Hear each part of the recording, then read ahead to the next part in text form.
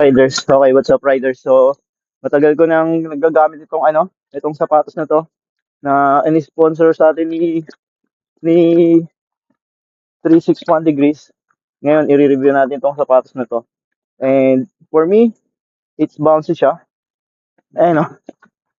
Ang sarap niya. And pag tatakbo ka, naka-ready to run na agad lang ganun.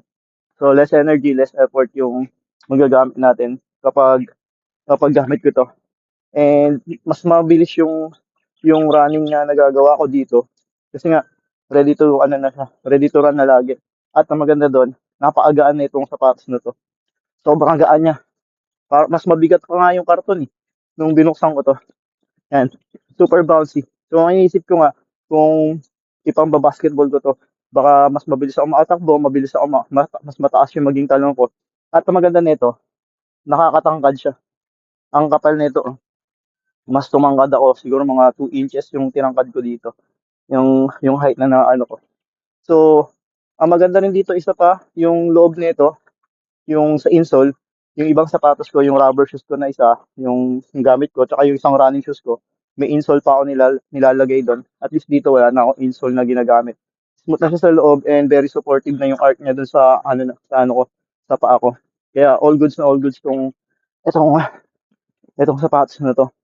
So, yun nga, nakaano na ako, dito ako sa Riverbanks. Oh. Yan. So, tinakbo ko hanggang doon sa dulo. Galing pa ako doon hanggang doon sa dulo, doon pa sa bayan. So, dulo to dulo. Point to point yung ginawa kong running ngayon. Kaya, hindi naman ako ganong napagod. Mas okay yung ano ko. Mas okay yung paa ko. Hindi siya masakit sa talampakan. Yun ang maganda rito. So, isa lang ang, i-ano ko rito, isa lang ang medyo hindi ko nagustuhan dito. Pero syempre nga, kasi nga design to for running shoes, for walking. So, ang ano dito, pag matagal mo na siyang suot, hindi na siya comfortable. So, ibig sabihin, hindi mo siya pwedeng pamorma. Pero ang ano dito, habang tumatakbo ka, kailangan moving. Pag wala kang movement na suot itong sapatos na to. Yan. Pag wala kang movement, suot itong sapatos na to. Medyo sumisikip siya sa loob, masakit dito sa loob. Yun lang naman. Pero all in all goods na all goods to. Siyempre, running shoes nga siya, design siya for running, design siya for walking. So hindi siya design for pamorma.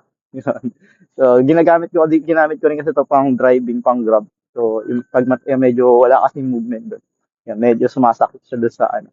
But pag ginamit mo siya sa running, ginamit mo siya sa walking, very very comfortable.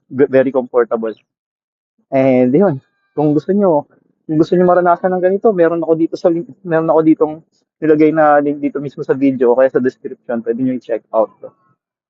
So, kung mahilig kayo, ayun, kung ano niyo na, kung gusto niyo ng healthy lifestyle na, itong sapatos na to ang pwedeng-pwede sa inyo. Oh, what are you waiting for? Traffic sa taas, oh. So, ito nga pala yung flood control ng Marikina. Napakaganda. Yan. Simula dito pa lang pinakadulo eh. Matagal nang tapos to. Kasi matagal na. Bago pa lang kami dito siguro 2017 pa.